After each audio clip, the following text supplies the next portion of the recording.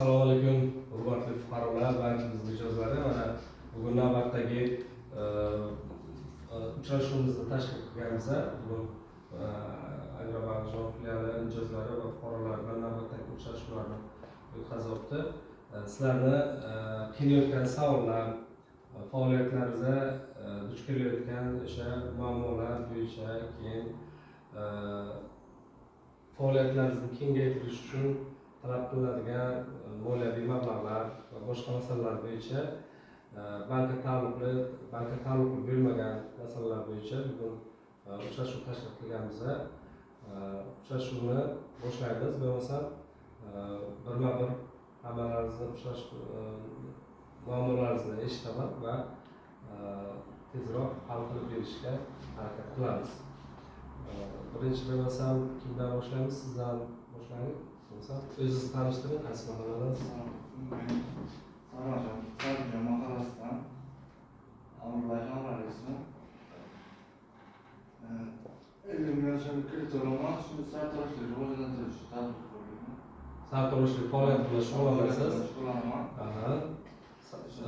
Faoliyatingizni kengaytirish uchun, ular dastgohlar olish uchun 50 million so'm kredit so'ramoqchisiz. To'g'rimi? Bu sartaroshlik qilish uchun yer nimalarimiz bormi? Sarmoyalarimiz mavjud. Demak, sizga men bu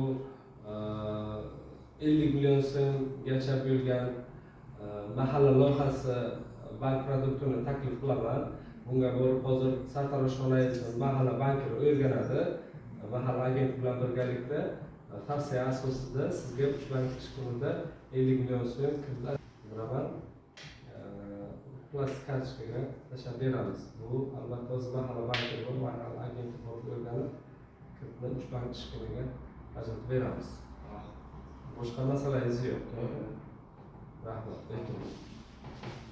Siz aka nima masalaga kelgansiz? Yo'q, kredit masalasi bilan o'zingiz tanishing. Javgari Doniyor Shohruh. Javgari mahallasidan Doniyor Shohruh. Xo'sh. Chorvachilikni rivojlantirish uchun qancha kredit?